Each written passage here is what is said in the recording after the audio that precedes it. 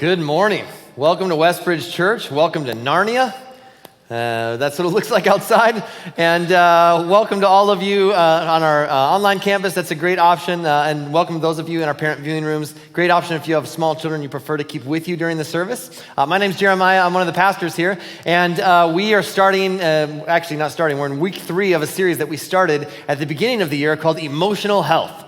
And so there's kind of a big reason behind this. We started this series a couple of weeks ago with this kind of big thought. We wanted to address this right away, beginning of 2023, beginning of the year. And here's the idea behind this whole series, that you cannot be spiritually mature and remain emotionally immature.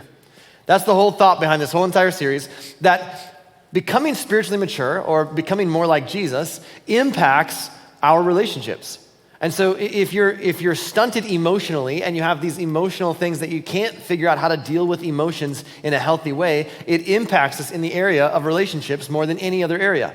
And yet, following Jesus and growing to become spiritually mature looks like becoming more like Jesus, which means we become more loving towards other people. And so it's really difficult to become more like Jesus, become more loving towards others, and not grow in our emotional health and understand how to deal with emotions because it impacts us in the area of relationships. And so in order to mature spiritually, we've also got to be maturing emotionally and figure out what is a healthy biblical way to deal with some of the emotions that we experience here in this life. That's why King Solomon early on wrote these words in Proverbs. He says, above all else, guard your heart, for everything you do flows from it.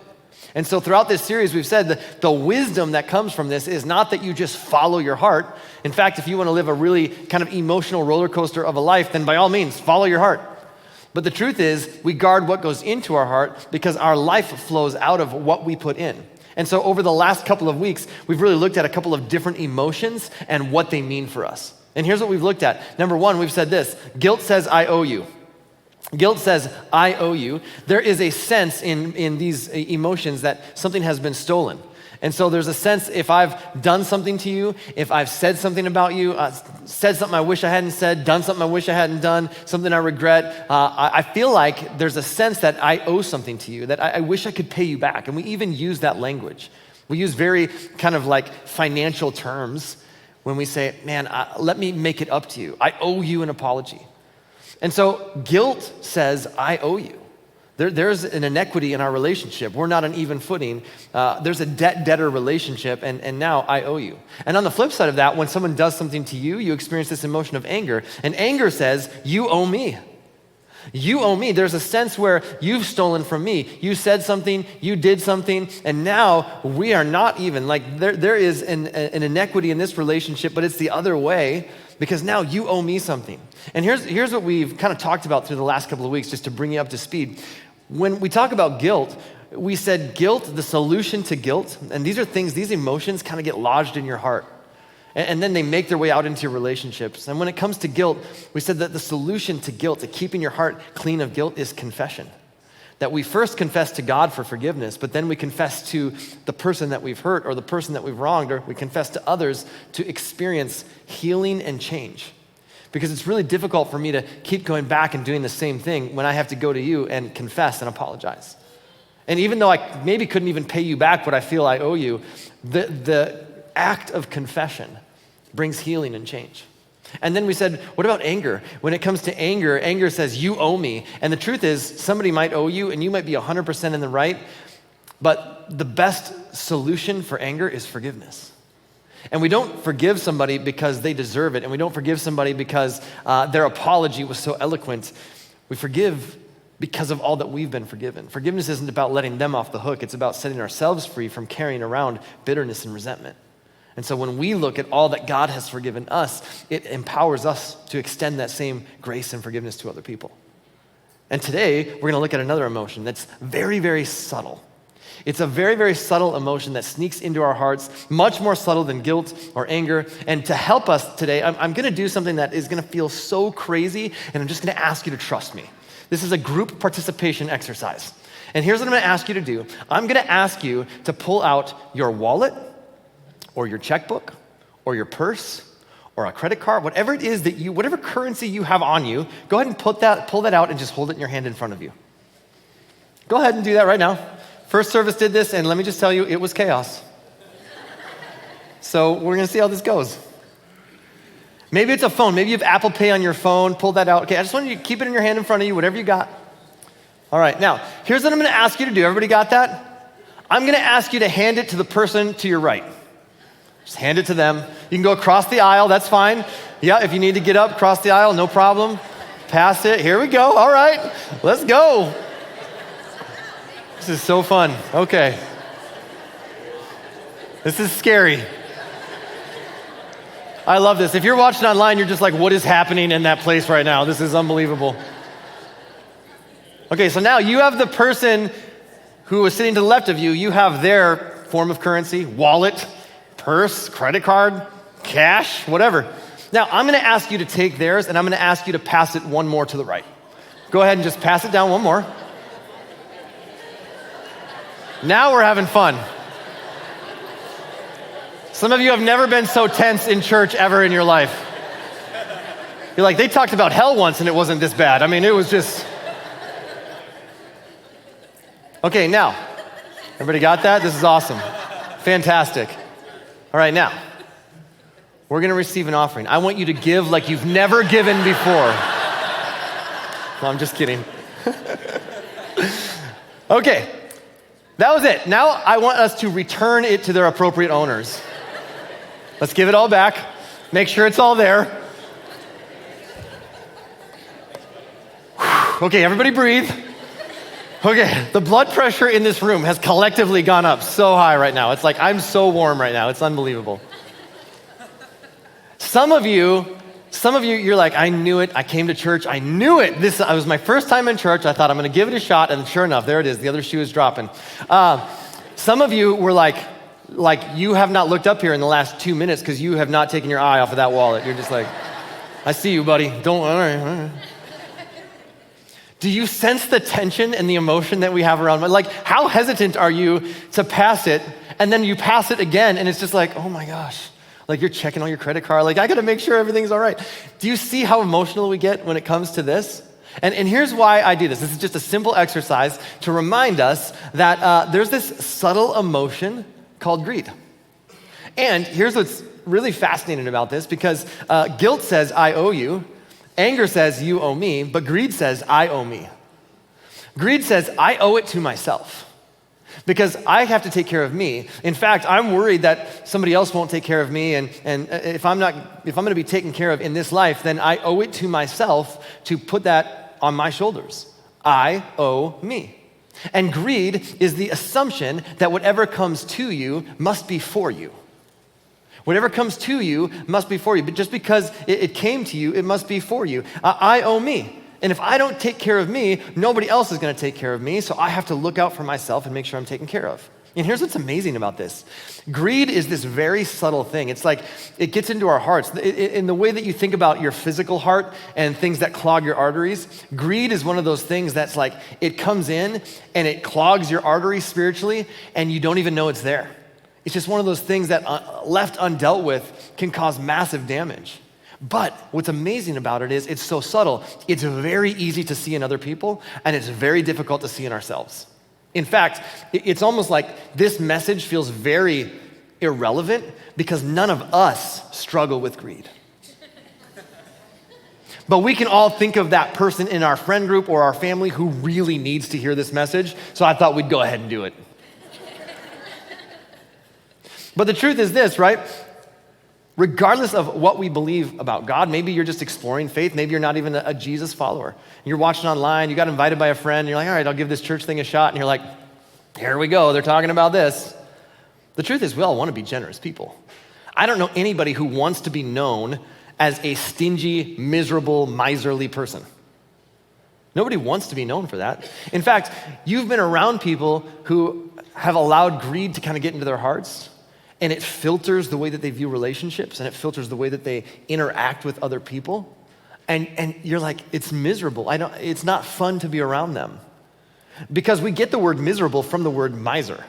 A miser is someone who's like, has to hold on to everything and make sure, and really, a miser is somebody who lives a greedy life. Greed says, I owe it to myself. And so I owe it to myself to hold on to all that I can. And in living that way, it's actually miserable existence. And when greed gets lodged in our heart, it becomes our filter. It starts to impact our relationships and the way that we view people and the way that we treat people, because I owe it to me to take care of me. And what's fascinating is the Apostle Paul understood how this subtle emotion can derail our relationships. In fact, the Apostle Paul was a guy in the first century. He would start churches, and then he'd help them get started and talk about how to live out the way of Jesus. And at one point in his sort of missionary career, he lived in a city called Ephesus. And he was there for about 2 years, and he was teaching people and got the church up and running, and then he moved on and left it in the hands of a young pastor named Timothy. And then he writes a couple of letters back to Timothy instructing him on, here's how you live as a pastor. Here's the things I want you to teach your people and instruct those people and help them live out the way of Jesus. And so he's writing to him, and one of the things he describes for him is how greed can be a very subtle thing that causes a lot of destruction in people's lives. And so here's what he writes to Timothy, and it applies to us as well. He says, true godliness with contentment is itself great wealth. He says, let me describe what wealth is. If you can follow Jesus and learn to be content with what you have, you're wealthy. Follow Jesus, learn to be content with what you have. Godliness with contentment, that in and of itself is great wealth. After all, we brought nothing with us when we came into the world, and we can't take anything with us when we leave it. So if we have enough food and clothing, let us be content. But people who long to be rich fall into temptation and are trapped by many foolish and harmful desires that plunge them into ruin and destruction. For the love of money is the root of all kinds of evil. The love of money, now notice, Paul doesn't say money is the root, is evil. Money's neutral. It's completely neutral. It's a currency, it's a tool. But the love of money, the chasing of money, the desire for it, the love of money is the root of all kinds of evil, and some people craving money have wandered from the true faith and pierced themselves with many sorrows. And you could probably think of somebody in your sphere of influence, somebody in your circle of friends, somebody in your family, extended family, someone that you know, who in their pursuit, it wasn't that money was bad, in their pursuit, in their chasing, in the desire to accumulate and acquire, ended up piercing themselves with many sorrows. Ended up experiencing relational fatigue, ended up experiencing spiritual fatigue, ended up experiencing loss, and ended up experiencing things that they wish they didn't experience because of the fact that they were chasing to accumulate. And it wasn't that money was bad, it was their desire for it, it was their pursuit of it. And this is so incredibly insightful. Paul writes this in the first century, and here we are in the 21st century, and it's 100% relevant. It's so applicable. If we don't recognize and settle the issue of greed in our own hearts, it becomes an appetite that is never satisfied. And what happens is we end up hurting ourselves, we end up hurting others in our pursuit of what we believe will bring us this satisfaction and this security. And so, I'm thankful that Paul doesn't end there. First, he kind of presents the problem, and then he gives some instructions to Timothy and says, here's the things that you're to teach people about how to handle their finances so that greed doesn't make its way into their hearts and consequently out into their relationships. And so Paul gives Timothy this great wisdom and how we ought to handle all that God has entrusted to us to help us consistently overcome greed that makes its way into our hearts. And the first thing he says is this: number one, recognize all that you have been given. Recognize all that you have been given. This is so important. To borrow from Warren Buffett said that we have won the ovarian lottery. The fact that we even live in the United States of America in the 21st century means that you automatically have an upper hand on so many people who have lived in human history. Think about this.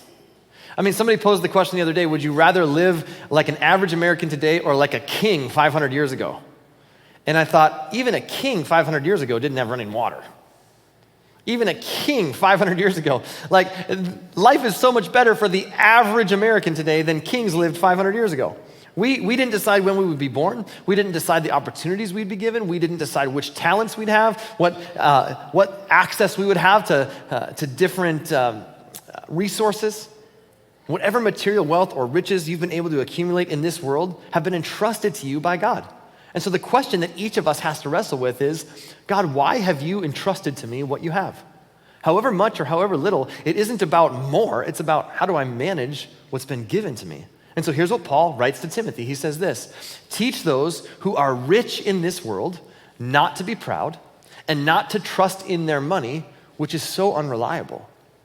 He's like, by the way, if they're putting their trust in money, they need to know it's unreliable. And so Paul says to Timothy, there's some instructions that you need to give to the people who are rich in this world. And here's what's interesting about you and me. Paul realizes, hey, there's some specific instructions that need to be given to people who are rich in this world. And when we read some of these verses, what we're going to be tempted to think is, well, these don't apply to me because I'm not rich. And the truth is, it's easy to skip over some of these verses because Paul sets it up as, teach this to rich people.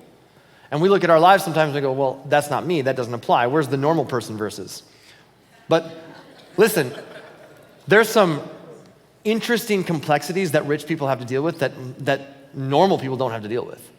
And let me give you a few examples. Rich people save up money that they don't need because they have extra. And they put it into an account and it draws interest and their money makes money for them. And at some point in their lives, they tell their kids, go to college, I'll pay for that. It's amazing. That's a rich person problem that they have to deal with, that most people don't have to deal with. Rich people have to do financial planning or estate planning.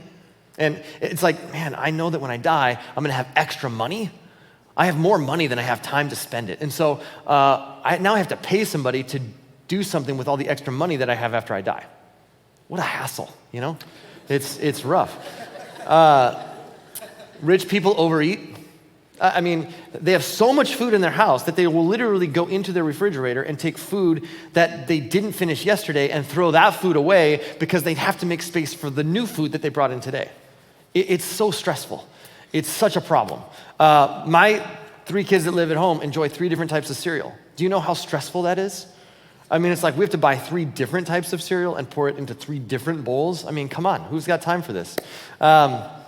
Rich people's kids have too much stuff. And rich people say to their friends, I'm worried that my kids are gonna get spoiled. And then they go home and give them more stuff. It's a problem. It can be a lot of stress. It can be a lot to deal with. It's just part of being rich. Rich people go into their kitchen and they have all of these cupboards in there, but they're dated. And so they pull them all out even though they're functioning, and then they replace them all with other cupboards. And then they complain about the fact that their house is a construction zone during the time that they're doing that. It's a hassle. It's a lot to deal with for rich people. It's a complex issue. There's a lot of social pressure when you're rich. Like you have to look a certain way and pay attention to style. Rich women stand in front of a closet full of clothes, and I've never seen this. I've heard this happens, that they stand in front of a closet full of clothes and they say, you guys know some rich people. Okay, that's amazing. Yeah, I have nothing to wear. That's what I've heard. And their rich husband is down in the garage, wiping his car down with a diaper. And a lot of people in the world don't own cars, but here in the United States, we have houses for our cars. It's pretty amazing. And then they'll take a car that runs fine and they'll trade it in for a different car that runs fine.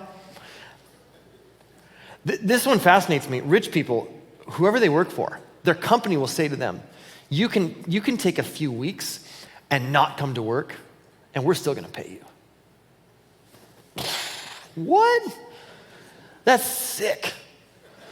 Like, you don't even have to show up for work. In fact, go somewhere exotic. And we're gonna pay you while you're gone, while you're hanging out with your family and doing whatever. And then this is why it's stressful if you're a rich person, because then you have to think about, what am I gonna do with my family with all this extra time and money that I have? And then, your family gets into a fight over where you're gonna go on vacation. It's a whole thing, it's a hassle. Rich people have a house and they have only one family living in that house. It's amazing, right? Can you believe that? At our house, we have a room nobody sleeps in. We call it a guest room. It's like we have a bedroom in case someone comes over. So it's like, no, don't go in there. That's for people we don't know yet. Don't mess up that room. Someone might sleep there someday. It's like, that's a rich person problem, right? And then this one's one of my favorites. Watering limitations. Like we take pure, clean drinking water that the rest of the world considers drinking water, and rich people take that and they throw it all over their grass and bushes. And then the county comes along and says, listen, there's actually a watering restriction, so you can only take that super pure, clean drinking water and splash it on your grass and bushes every other day. And it's so frustrating because I paid for the grass and the bushes and now they're turning brown. And, I know my neighbors are doing it at night every night when no one's watching, so theirs is all green. And it's like, come on, this is a rich person problem. There's a lot of people around the world who don't have access to clean drinking water, but I take my drinking water and I throw it on my grass. It's stressful. You see, rich people just have layers and layers of complexity and stress that normal people don't have to deal with. And so the temptation for us is to go, well, these verses don't apply to me because I'm not rich. And the truth is, nobody thinks they're rich because every one of us base rich, wealth, whatever word you want to use, on the person in the tax bracket ahead of us. And so Gallup did a survey, and anybody that made $30,000 a year, they said, who's wealthy? And they said, well, people who make $70,000 a year, they're rich.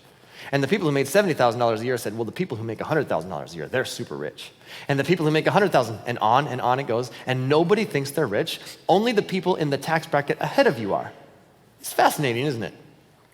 And the truth is, if you were to look it up and try to plot yourself out, and you can actually do this, there's websites that will help you do this, Global Rich List. And you can look this up. If you make $37,000 a year, your whole entire household income makes $37,000 a year, you are in the top 4% of wage earners in the world. Think about that. If you make $45,000 a year, combined household income, $45,000 a year or more, you're in the top 1% of wage earners in the world.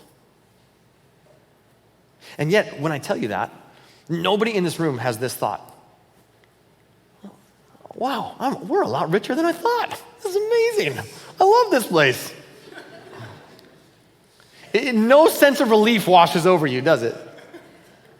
Because this is how we tend to think about wealth and riches. And so, this is why Paul writes to Timothy and says this. Don't be proud. Tell them not to put their trust into their money, which is so unreliable. Because isn't this true? I mean, when we try to find security in our stuff, isn't it true that no matter how much you have, anything can happen? You're not promised tomorrow. Isn't it true no matter how much you have? Why? Everything you have has been given to you. Everything good comes from God. He's the owner of it all, and he entrusts it to us. You didn't have anything to do with it. And if we're going to deal with greed, it doesn't mean that you don't work hard. It doesn't mean that, but again, you didn't decide when you'd be born, and your access to resources, and your access to opportunities, and your access to the talents that you have, and all of that is God-given. And if we don't recognize that, then we start to take on the burden of saying, well, I owe it to myself to take care of me. And you have to recognize what you've been given. And then you just have to admit, you know what? I think these verses apply to me. I think when Paul says, teach those who are rich in this world, I think I might fall into that category. And then Paul gives this next step. He says this, trust in God, not your money. He says, put your trust in God, not your money. Why? Because deep beneath the surface of greed is fear. Fear is what drives greed. See, greed is actually supported by this endless list of what ifs. And it's actually fear that drives greed. And so we have this fear of like, well, what if it gets scratched? What if it gets ruined? What if there's not enough? What if they run out? What if the economy crashes? What if? And it is this collective series of what ifs that leads us to go, well, that's why I've got to take care of me. That's why I owe it to myself to take care of me. And instead, the Apostle Paul says this, teach those who are rich in this world not to be proud, not to trust in their money, which is so unreliable. No matter how much you have, you're not promised tomorrow. Their trust should be in God, who richly gives us all we need for our enjoyment. In other words, the Apostle Paul says this, don't put your trust in riches. Put your trust in the one who richly provides. Don't put your trust in riches. Put your trust in the one who richly provides. People with greed lodged in their hearts, they fear that God can't or won't take care of them. And more to the point, they fear that God won't take care of them in the way that they want to be taken care of, in the way that they're accustomed to. And so they shift their sense of security, they shift their trust from God to their stuff. And they go, well, this will provide for me the life that I'm accustomed to living or the life that I want to live. And so I'm going to bear the burden. I'm going to put on my shoulders whatever I need to provide that sense of security that I desire. And yet, here's what we know. No matter how much you have, you are not promised tomorrow. I love the way that Solomon writes it in Proverbs. He says this, the rich think of their wealth as a strong defense. They imagine it to be a high wall of safety. It's such great language because you can imagine that it's true. It doesn't make it true.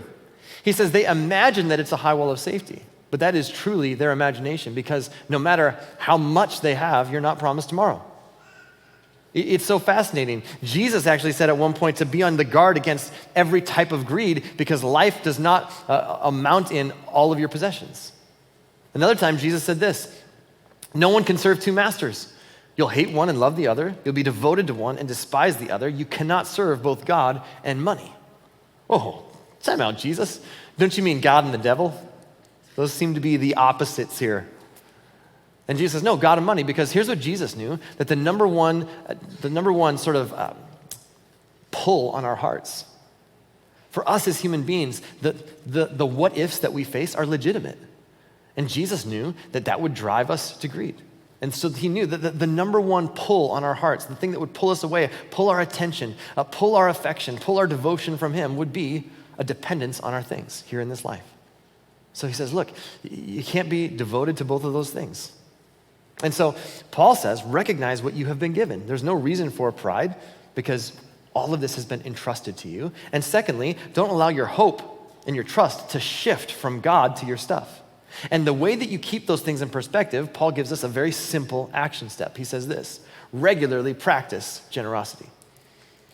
Regularly practice generosity. In the way that, the way to do this, the way to clear our hearts of greed as it slips in, because it slips into my heart, it slips into your heart, it's subtle. I see it in other people, I never see it in myself. And all of a sudden I realize I'm kind of starting to live my life like this. In fact, here's how you know that greed is starting to slide into your heart is when you start using that language. I owe it to myself. I owe it. I owe it. I owe me. I owe it to myself to do this. When you start using that type of language, that might be an indicator that greed is starting to subtly slip into your heart. And the way Paul says to combat that is to regularly practice generosity, to regularly open your hands, to regularly take what has been entrusted to you and give it away. Consistently, not just once in a while, consistently, their default setting on a regular basis. In the same way that for your physical heart, exercise is healthy for your physical heart, to help blood flow and to keep your arteries from getting clogged up. And you don't do this. You don't go like, man, it's January 1st. I exercise and I'm good for the year. You go, no, it's a consistent habit that when I consistently, a little bit at a time, I exercise, it helps keep my heart clear and it helps blood flow through my heart and helps keep my heart healthy. In the same way, a regular, consistent practice of generosity helps clean greed out of our hearts. And it's a declaration that says, God, my security isn't found in my wealth and my possessions and my stuff. My trust is not in my riches. I'm trusting in the one who richly provides. Now, here are the instructions that Paul tells Timothy to give to these rich people, these people who have extra. He says, tell them to use their money to do good. They should be rich in good works and generous to those in need, always being ready to share with others. This is the exact opposite of someone who is living like this, someone who is a miser, someone who lives miserable. When you're around people who are just like always ready to give, always ready to share, always saying, yeah, absolutely, let me grab the check. Hey, how can I help? Let me be generous with what God's entrusted to me. Man, it's fun to be around those people. It impacts your relationships. And the only way to practice generosity is to be active and intentional about it. Not passive, not spontaneous. You regularly make it a habit. It isn't something that you stumble into. And when you don't regularly practice generosity and use what you have to give away to others, you start to drift back into pride. You start to drift back into greed. You start to drift back into putting your trust in your stuff and your things. And the only way to keep greed from gripping your heart is to actively and regularly and consistently practice generosity. Saying, God, you're the owner. You've entrusted it to me. So I'm going to return back to you out of what you've given me. I'm going to be generous with what you've entrusted to me. And Paul says there is a byproduct of living your life that way. That what happens is not only do you keep your heart healthy, but you know what you do? You develop an eternal perspective. It actually helps you start to see life through a different lens. It actually helps you start to see life through the lens through which God created you to live. Listen to how Paul describes this byproduct. So first he goes through all these things, right? Tell them not to put their trust in their money. Tell them to be good stewards of it and to give out of what God's given to them, to be generous and kind to others and willing to share because God's going to supply all their needs anyways. And then he says this, by doing this, they will be storing up their treasure as a good foundation for the future so that they may experience true life. So that they may experience the life that is truly life. In fact, I'd encourage you, circle the words true life on your outline. Here's what that means. This life is not all there is to this life. So that means that every time that you recognize what has been given to you, and every time that you shift your hope and your trust from your stuff to God, and you decide I'm going to regularly practice generosity, you are actually investing in your eternal treasure. Because here's what Paul says, you can't take any of it with you. We didn't bring anything with us into this world. We're not taking anything with us when we go, but here's what you can do. You can send it on ahead. You can take what has been entrusted to you and you can invest in those things that have eternal significance. And when you choose to recognize it's been given to you and you practice generosity, your security rests in God. And you start to develop this eternal perspective. And you recognize, you know what, I want to make a difference that outlives my life. That when my life is done here in this world, that the ripple effect of my generosity continues to live on. And it's making a difference in other people's lives. Now here's what I know. Guilt rarely motivates people to generosity. It can, short term. But sometimes, unintentionally, what churches do is they use a lot of guilt and pressure and manipulation, and they say, you better give or God won't bless your life. That is not at all the message of Jesus. The message of Jesus is, God has blessed your life. And we get the opportunity to give as a result of that. And so I just recognize guilt, manipulation. My hope is that when we talk about this as a church, that you understand, I love talking about this. I used to hate this when we first started the church. I'd be like, oh man, what are we going to do? I got to talk about money. And I know people hate when the church talks about money. And now I get excited about it, and I'll tell you why. I love that we get to present what the scriptures teach without using guilt or manipulation. Here's what I can tell you. The church is in a healthy place. We made a commitment a long time ago that we're never going to teach on this from a place of desperation or need. That isn't the point. And we do this with every topic when it comes to the scriptures, so why not this topic as well? That applies to every single one of us. We go, here's what the scriptures teach. Here's what God wants for you, not because he wants something from you, but because he wants something for you. And now you get to decide what to do with that between you and God. And the church is healthy, and we're moving forward, and we're doing ministry. We're reaching people. We're helping others. But the truth is, this is between you and God. And what you decide to do with this is up to you. I know guilt rarely motivates people.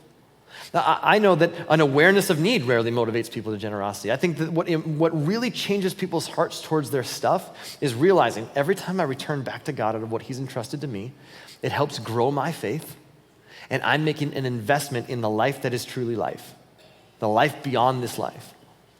See, that's motivating. So, how do we do that?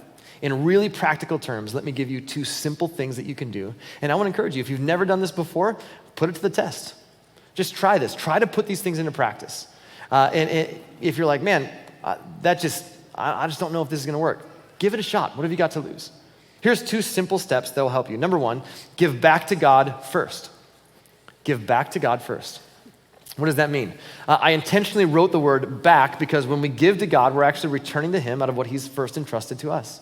Again, everything comes from him. He's the owner. We have to settle that issue of ownership and recognize we have been given it. We have been entrusted it. And so if you want to be consistently generous, you give back to God first. You make it a priority.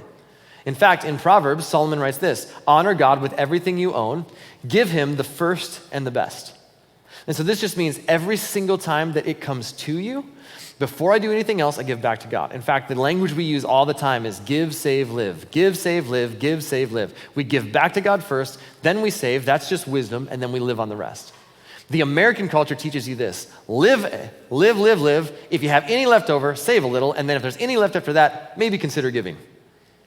And it's completely backwards. And God, all God is saying is, God's not asking you to give everything you have. God's just saying reverse the order. Give back to him first, and then put a little in saving, that's wisdom, and then live on the rest and trust that God will provide. And when you do that, it's amazing what happens. In fact, there's so many times in our lives where this didn't make sense. We've done this, my parents taught me this from an early age. This is how you handle your money. We've taught our kids this. And it's amazing. There's so many seasons in my life where I'm like, yeah, it feels like it's in my best interest. In fact, I owe it to myself to not do that. Because I will have more money if I don't do that. And that's true in the short term. But there's so many times where I've decided we're just going to live this way.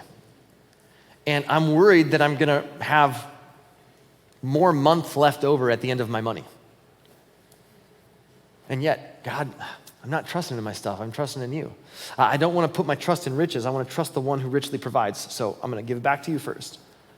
And I'm telling you, there's so many seasons of our life where the math didn't make sense, but somehow God provides. And my faith grows, and I go, man, God really can be trusted. He's the one who provides for me. In fact, this is a prayer of David that David prayed when he was dedicating, they were building a temple in the Old Testament in Jerusalem, and he prays this prayer as he's dedicating his wealth to God. And he says this, wealth and honor come from you alone, for you rule over everything. But who am I? And who are my people that we could give anything to you? Everything we have has come from you, and we give you only what you first gave us. And so we have to recognize we're going to give back to God first. In fact, every week, when we, at the end of service, we say, here's an opportunity to bring back as a percentage of what God has entrusted to us, bring back as a part of our worship out of what God's entrusted to us financially. We never use the language here, we're going to take an offering, because we don't think we're taking anything. All we're doing is returning out of what God's given us first. If you've never done that before, I want to challenge you to give that a shot, because I don't see my money and my stuff as my own. I'm simply the manager of what God has entrusted. So I return to God first. Every time that I get paid, I give back to God first. Here's the second thing. Give back to God a percentage. Well, why do we do that? Well, because, I don't know about you, but if I don't have a percentage, then when I get money that comes in, then I'm tempted more and more and more and more to talk myself into less and less amounts. And I convince myself that I'm more generous than I actually am. Now, maybe that's just me. But my guess is that's part of human nature, right? And so throughout the scriptures, there's this pattern of God saying a percentage of what you have, bring it back to me. He doesn't give a dollar amount, just a percentage. And the reason is that we give in proportion to what has been given to us. We give in proportion to what God has entrusted to us. And so in the Old Testament, when God's bringing this concept to the nation of Israel, he says, make an offering of 10%, a tithe. Bring this into the presence of God. And in this way, you will learn to live in deep reverence before God as long as you live. The goal is this second part. The goal is that when we do this, we learn to live in deep reverence before God. That when I return back to God first, and when I turn back to God a percentage, it shifts my heart towards my stuff, and my faith in God grows, and I get to make a difference in the world. And all throughout the scriptures, we come to understand God does not need or want your money. What God wants is for you to shift your trust to him. He wants us to look to him to be the source of our security. So we don't put our trust in riches. We put our trust in the one who richly provides. My goal is to do this faithfully throughout my lifetime. That I would give a percentage of everything that comes in first, right off the top. And every time that I get paid, this is my habit. And it's this exercise that keeps greed from getting lodged in my heart. And it helps me to see others and see the world through the lens of generosity. I want you to know that we do this as a church. In fact, every year, every time that you give to the church, we give away 10% as a church right off the top. And then we have another bucket and we give even more away.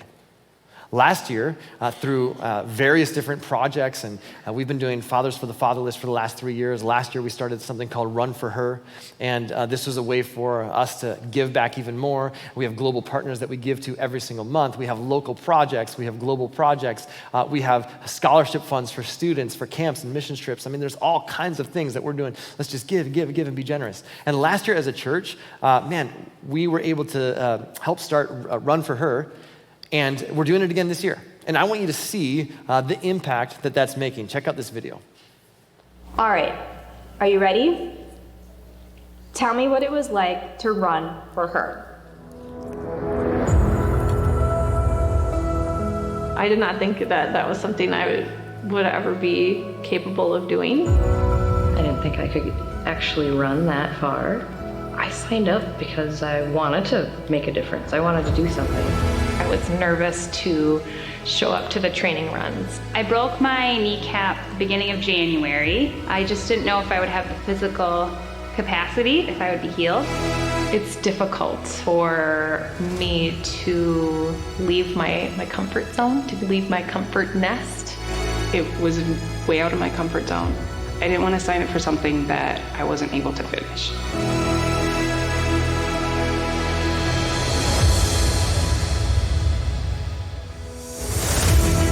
When I first signed up, I kind of thought of it as like an event, but it's really more a small group. That was really also unexpected, but really enjoyable. I thought, oh, this is just going to be another race that I'm training for, and in it to put the miles in, and I never would have realized how much I became connected with the mission for Run for Her.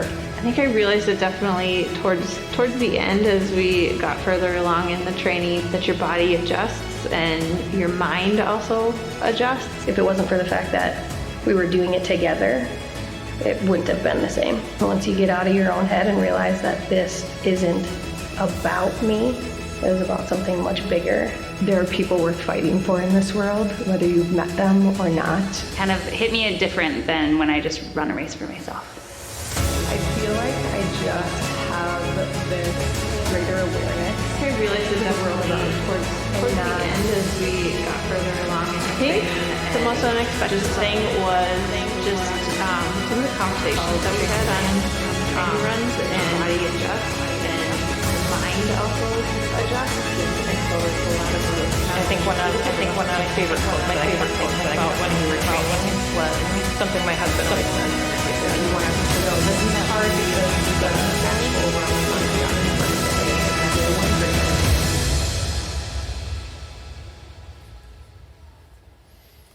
So if you're interested in participating in Run for Her this year, you can start signing up for that even today, and that's going to be later on this spring. But here's what I want you to know.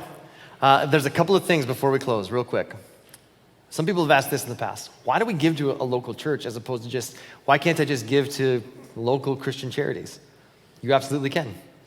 You can give to local Christian charities, and I'd encourage you to do that. But let me just explain something real quick here. I'd encourage you to give to Christian charities, but the model in the scriptures is that my first 10% is going to go back to the local church, and here's why. Because of the ministry that takes place here. Last year as a church, being a part of a church is bigger than any one of us can do on our own. So because of so many of you who have given so faithfully, last year as a church, through our legacy project, all of our above and beyond giving, our consistent giving away of 10% as a church, through Run for Her, Fathers for the Fatherless, all of these different initiatives, we were able to give away over $300,000 last year. That's incredible. And that's more than any one of us could probably do on our own in one given year. And the other thing that happens is this. Here at Westbridge, you are a part of services like this. Your elementary age and preschool son or daughter get to be a part of being around other preschoolers and other elementary kids that are learning about Jesus in community. You get to be a part of small groups. You get to serve other people. There's so much we can do collectively as a church that if every one of us just decided to give to local charities, a Westbridge church wouldn't exist. We get to be a part of something that's bigger than ourselves, and collectively, as each of us gives to this, you are supporting those things. Because as a church, we've done so much with local Christian charities, global projects, global partners. We've done so much around the world and in our community. And so collectively, we can do more than any of us can do together. Second, I want you to hear this. This is not a message, I said this already, not a message of help, we need your money. If you don't give, we're going to close the doors in 6 weeks. Okay, it's not that at all. We made a commitment to always teach on this from a place of health and let you decide between you and God how you handle this. This is not like we need a new corporate jet, our old one works fine, okay? We only use it on Sundays, it's fine. Just kidding. And then thirdly, I want you to hear me say this, thank you. I never want to miss a chance to say thank you for being such a generous church. I mean, we could not do what we do without you. And for me to stand here and be like, hey, our entire annual budget as a church didn't hit $300,000 for the first 4 years. And so the fact that we're giving away that much off the top is unbelievable. So thank you. I never want to miss a chance to say thank you for being such a generous church. And I want to continue to be the most generous church that anybody's ever heard of. And so thank you for participating with us. So many of you do that so faithfully, and we couldn't do what we do without you. Here's what I want you to know. At the heart of the message of Jesus is generosity. Jesus said this, God loved the world so much that he gave his only son. God gave everything for you and me so that whoever puts their trust in him would not die, would not perish, but would have eternal life.